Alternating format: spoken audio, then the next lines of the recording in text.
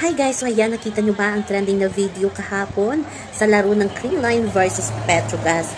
Pero kahit natalo yung Creamline, ay parang nanalo din ang isang tatay, isang lulo sa taga Batangas kasi first time niyang manood ng PVL at ang isa lamang sa mini-wish niya ay makita ng personal itong si Alyssa Valdez at wish come true talaga kasi hindi pa nag-umpisa ang laro ay talagang si Alyssa mismo ang umakyat at pinuntahan si tatay sa kanyang kinauupuan. Ayan, nagulat ang mga fans at ang tatay, ang saya-saya ni tatay.